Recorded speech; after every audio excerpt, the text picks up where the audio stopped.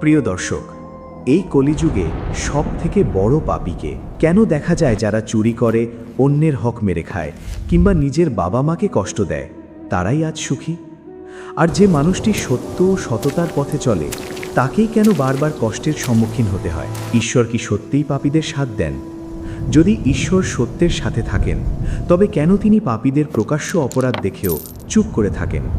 কেন তাদের তৎক্ষণাৎ শাস্তি দেন না? আজকের এই কাহিনীটি অত্যন্ত জ্ঞানগর্ভ এবং আপনার চিন্তাধারা বদলে দেওয়ার মতো।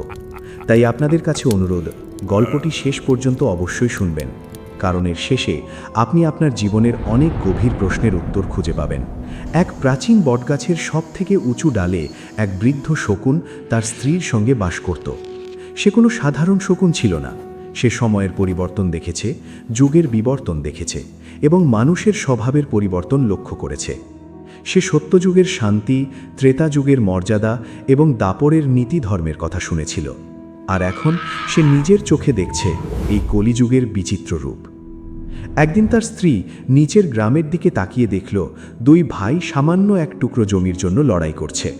একজন ছেলে তার বৃদ্ধা মায়ের ওপর চিৎকার করছে, একজন ব্যবসায়ী ওজনে কম দিচ্ছে, কেউ কারোর ধনসম্পদ হরণ করছে, আবার কেউ মিথ্যা বলে নিজের স্বার্থ সিদ্ধি করছে। এই দৃশ্য দেখে শকুনের স্ত্রীর হৃদয় দুঃখে ভুলে উঠল। সে তার স্বামীকে জিজ্ঞেস করল, স্বামী, এটি কেমন যুগ? মানুষ এত পাপী কেন হয়ে গেল? তারা কেন অন্যের সম্পদ কেড়ে নেয়? কেন নিজের বাবা মাকে কষ্ট দেয়? আর ঈশ্বর যদি সবই দেখছেন, তবে তিনি কেন এই পাপীদের শাস্তি দিচ্ছেন না? তিনি কেন শান্ত থাকেন? বৃদ্ধ শকুন শান্ত স্বরে উত্তর দিল, তোমার প্রশ্নগুলো ছোট নয়। এই একই প্রশ্ন প্রতিটি মানুষের মনেও জাগে। তবে এর উত্তর বুঝতে হলে তোমাকে ধৈর্য ধরতে হবে। স্ত্রী আবার জিজ্ঞাসা করল, সত্যি কি কলিযুগের মানুষ আগের যুগের চেয়ে বেশি পাপী? শকুন বলল, পাপ প্রতিটি যুগেই ছিল, কিন্তু কলিযুগে পাপের স্বরূপ বদলে গেছে। আগে মানুষ পাপ করলে লজ্জা পেত, সেটা লুকিয়ে রাখত এবং মনের ভেতরে একটা অপরাধ বোধ কাজ করত। কিন্তু এখন মানুষ পাপ করাকেই চতুরতা মনে করে। তারা বেঈমানিকে বুদ্ধিমানী আর স্বার্থপরতাকে সফলতার পথ বলে মনে করে। স্ত্রী আশ্চর্য হয়ে জিজ্ঞেস করল, কেউ কি পাপকেও সঠিক বলতে পারে? শকুন বলল, যখন লোভ বুদ্ধির ওপর ভর করে, যখন অহংকার হৃদয়কে ঢেকে ফেলে আর স্বার্থ আত্মার আওয়াজকে চেপে দেয়, তখন মানুষ নিজের ভুল কাজকেও উচিত বলে প্রমাণ করতে শুরু করে। সেভাবে সবাই যখন করছে, তখন আমি করলে দোষ কি? এটাই কলিযুগের সবথেকে বড় রোগ। স্ত্রী আবার প্রশ্ন করল, কিন্তু ঈশ্বর তো সর্বজ্ঞানী, তিনি কেন তৎক্ষণাৎ শাস্তি দেন না? উত্তর দিল, মানুষ শাস্তি বলতে কেবল বাইরের আঘাত বোঝায়, যেমন আকাশ থেকে বিদ্যুৎ পড়া বা হঠাৎ ধ্বংস হয়ে যাওয়া। কিন্তু ঈশ্বরের ন্যায় বিচার অত্যন্ত সূক্ষ্ম এবং গভীর। তিনি তৎক্ষণাৎ শাস্তি দেন না, কারণ তিনি সময় দেন, সুযোগ দেন, যাতে মানুষ নিজেকে শুধরে নিতে পারে।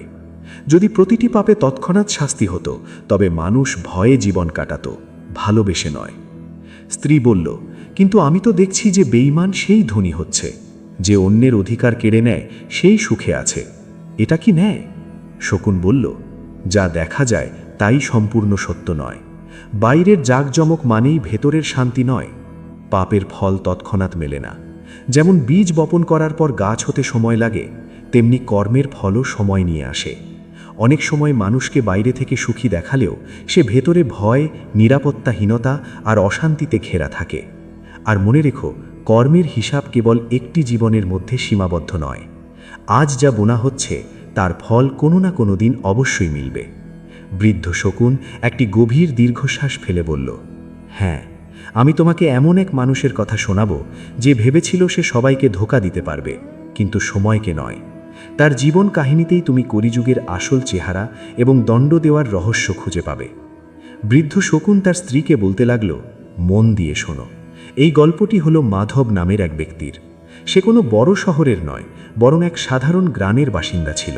তার বাবা ছিলেন একজন সৎ কৃষক এবং মা ছিলেন অত্যন্ত সহজ সরল ও ঈশ্বর ভক্ত নারী। ছোটবেলায় মাধব অন্য সাধারণ বালকদের মতোই ছিল, কিন্তু ধীরে ধীরে তার ভেতরে একটা বীজ অঙ্কুরিত হতে শুরু করল, স্বার্থের বীজ। শকুন বলতে থাকল, এই বীজটি হঠাৎ করে গজায়নি, সে নিজেই একে জল হাওয়া দিয়ে বড় করেছে। ছোটবেলায় খেলার সময় যখন সে হেরে যেত, তখন দোষ অন্যদের ওপর চাপিয়ে দিত।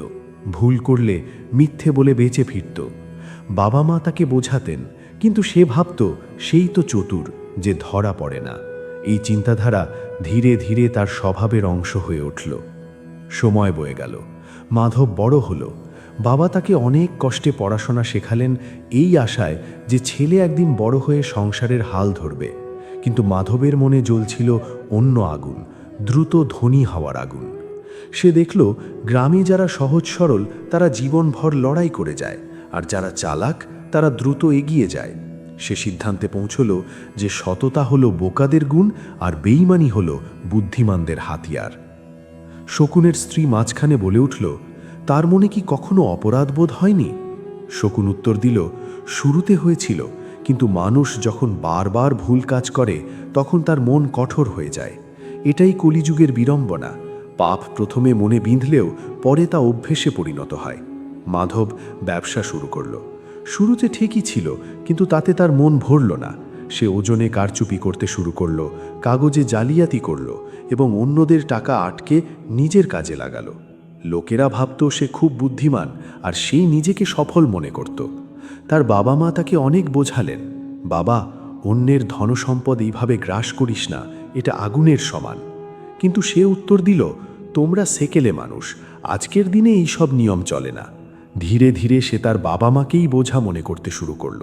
তাদের আলাদা ঘরে পাঠিয়ে দিল এবং তাদের কোনো কথাতেই আর কান দিত না। মায়ের চোখে জল আসত, কিন্তু বাবা চুপ করে থাকতেন। বৃদ্ধ শকুন বলতে লাগল, মাধবের ধনসম্পত্তি বেড়েই চলল। তার জাঁকজমক দেখে লোকে অবাক হতো। সে মাঝে মাঝে দানও করত, কিন্তু সেটা স্রেফ দেখানোর জন্য। মন্দিরে অনেক টাকা দিত, কিন্তু মনে থাকত অহংকার। সে ভাবত ভগবানকেও বোধহয় টাকা দিয়ে খুশি রাখা যায়। শকুনের স্ত্রী জিজ্ঞেস করল, ঈশ্বর কি এমন দানে খুশি হন? শকুন বলল, ঈশ্বর দানের অঙ্ক দেখেন না, তিনি দেখেন হৃদয়ের ভাব। কলিযুগে মানুষ মনে করে একটু পুজো আর দান করলেই বোধহয় সব পাপ ধুয়ে যাবে, কিন্তু কর্মের খাতা অন্যভাবে চলে। সময় বয়ে চলল, মাধবের বাড়ি বড় হলো, কিন্তু বাড়ির শান্তি কমতে শুরু করলো। তার সন্তানরাও ঠিক তার মতোই স্বার্থপর হয়ে বেড়ে উঠল। তারা নিজেদের মধ্যেই টাকা পয়সা নিয়ে ঝগড়া করতে লাগলো। একদিন মাধবের বাবা গুরুতর অসুস্থ হয়ে পড়লেন। তিনি ছেলেকে কাছে ডেকে বললেন, বাবা, টাকাই সব নয়, শেষ পর্যন্ত মানুষ নিজের কর্মের ফলটুকুই সাথে নিয়ে যায়। মাধব অনিচ্ছা সত্ত্বেও মাথা নাড়ল। কিছুদিনের মধ্যেই বাবা মারা গেলেন। মা একা হয়ে পড়লেন। মাধব মায়ের সেবা করার বদলে তাকে এক বৃদ্ধাশ্রমে পাঠিয়ে দিল, এই অজুহাতে যে সেখানে তার ভালো যত্ন হবে। গ্রামের মানুষ ফিসফ্যাস করতে লাগলো, কিন্তু মাধবের সামনাসামনি কেউ কিছু বলার সাহস পেল না। শকুন স্ত্রীকে বলল, দেখো, ঠিক এই জায়গাতেই মানুষ ভাবে সে সফল, কিন্তু আসলে সে তখন ধ্বংসের পথে হাঁটছে। ঈশ্বর তৎক্ষণাৎ শাস্তি দেন না, তিনি মানুষকে তার নিজের পথেই এগোতে দেন। কারণ যতক্ষণ না মানুষ নিজের কর্মের ফল নিজে ভোগ করছে, ততক্ষণ সে কিছুই বুঝতে পারে না। স্ত্রী জিজ্ঞেস করল, মাধব কি কখনো তার কর্মের ফল পেয়েছিল? শকুন গম্ভীর স্বরে বলল, ফল তো অবশ্যই পেয়েছিল, কিন্তু তা হঠাৎ করে আসেনি। প্রথমে তার ব্যবসায় ছোটোখাটো ক্ষতি হতে শুরু করল। যাদের উপর সে সবথেকে বেশি ভরসা করত, তারাই তাকে ধোঁকা দিল। তার বড় ছেলে জালিয়াতি করে মাধবের সই নিয়ে সম্পত্তির একটা বড় অংশ নিজের নামে করে নিল। যে টাকার জন্য সে নিজের বাবা মাকে ত্যাগ করেছিল, সেই টাকাই তার হাত থেকে পিছলে যেতে শুরু করলো। রাতে তার ঘুম হতো না। বাইরে থেকে প্রাসাদ মনে হলেও ভেতরের জীবনটা ভয় আর অশান্তিতে ভরে উঠল। এটাই ঈশ্বরের সূক্ষ্ম দণ্ড, ভেতরের শান্তি কেড়ে নেওয়া। মাধব এবার এক অদ্ভুত পরিস্থিতির মুখে দাঁড়ালো। সে দেখল তার সন্তানরা ঠিক সেই কথাগুলোই তাকে বলছে যেগুলো সে একদিন তার বাবা মাকে বলেছিল। বৃদ্ধ শকুন বলতে লাগল, মাধবের ঘরের দেওয়ালগুলো যেন তাকে প্রশ্ন করতে শুরু করল। একদিন তার বড় ছেলে স্পষ্ট ভাষায় তাকে বলে দিল, বাবা, আপনি ঠাকুরদা ঠাকুমার সাথে যেমনটা করেছিলেন, আমরাও আপনার কাছ থেকে সেটাই শিখেছি। আপনি যদি তাদের বোঝা মনে করতে পারেন, তবে আমরাও আপনাকে বোঝা মনে করতে পারি। এই কথাটি মাধবের বুকে বজ্রাঘাতের মতো লাগল। মাধব স্তম্ভিত হয়ে গেল। তার মনে পড়ল, সেও তো একদিন তার ভাইয়ের সঙ্গে জমি নিয়ে ঝগড়া করে সম্পর্ক ভেঙে দিয়েছিল। আজ সেই একই দৃশ্য তার সামনে, শুধু চরিত্রগুলো বদলে গেছে। মাধব বুঝতে পারল, সে সন্তানদের টাকা দিয়েছে ঠিকই, কিন্তু সংস্কার দিতে পারেনি। বৃদ্ধাশ্রম থেকে খবর এলো তার মা গুরুতর অসুস্থ। মাধব সেখানে পৌঁছালে মা তার দিকে করুণা ভরা চোখে তাকালেন, কোনো অভিযোগ করলেন না। মা ধীর স্বরে বললেন, বাবা, আমি তোকে দোষ দিই না, কিন্তু মনে রাখিস, সন্তান সেটাই শেখে যা সে তার চোখের সামনে দেখে। এই বলেই তিনি শেষ নিঃশ্বাস ত্যাগ করলেন। মাধবের ভেতরটা যেন ভেঙে চুরমার হয়ে গেল। সে প্রথমবারের মতো নিজেকে অপরাধী মানল। সে বুঝতে পারল সবথেকে বড় পাপ কেবল চুরি বা বেঈমানি নয়, বরং নিজের শিকড়কে কেটে ফেলা এবং অকৃতজ্ঞ হওয়া। সে জীবনের শেষ বছরগুলোতে নিজেকে শুধরানোর আপ্রাণ চেষ্টা করল।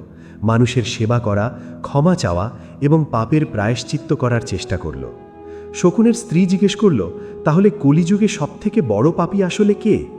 শকুন উত্তর দিল, কলিযুগে সবথেকে বড় পাপী হলো সেই ব্যক্তি যে পাপ করার পরও সেটাকে পাপ বলে স্বীকার করে না, যে নিজের ভুল কাজকে আধুনিকতা বা চতুরতার আড়ালে সঠিক বলে প্রমাণ করার চেষ্টা করে। ঈশ্বর নীরব নন, তিনি সাক্ষী। তিনি প্রত্যেককে সুযোগ দেন। কলিযুগে পাপের দণ্ড অনেক সময় দেরিতে আসে, কিন্তু যখন আসে তখন তা মানুষকে ভেতর থেকে কাঁপিয়ে দেয়। বৃদ্ধ শকুন শেষে বলল, মনে রেখো, দণ্ড সবসময় বাইরের আঘাত হিসাবে আসে না। কখনো তা আসে নিজের সন্তানের ব্যবহারে, কখনো মানসিক যন্ত্রণায়, আবার কখনো একাকিত্বের রূপে। যে বীজ তুমি আজ বুনবে সেই ফসল তোমাকে কাটতে হবে। এটাই কর্মের চিরন্তন রহস্য। তো দর্শক বন্ধু, মাধবের জীবনের এই কাহিনী আমাদের এটাই শেখায় যে আমরা আজ যা করছি তা একদিন আমাদের কাছেই ফিরে আসবে। ঈশ্বর চুপ নন, তিনি কেবল আমাদের কর্মফল দেখার সময় দিচ্ছেন। তাই কলিযুগে বাস করেও যদি আমরা আমাদের নীতি ও সততা বজায় রাখতে পারি, তবে সেই পুণ্যই আমাদের রক্ষা করবে। গল্পটি ভালো লাগলে ভিডিওটি লাইক করুন এবং আপনার প্রিয়জনদের সাথে শেয়ার করুন। এমন আরও কাহিনী শুনতে গীতার আলো চ্যানেলটি সাবস্ক্রাইব করে আমাদের পাশে থাকুন। আপনার মন্তব্য নিচে কমেন্ট করে জানান। ধন্যবাদ। হর হর মহাদেব।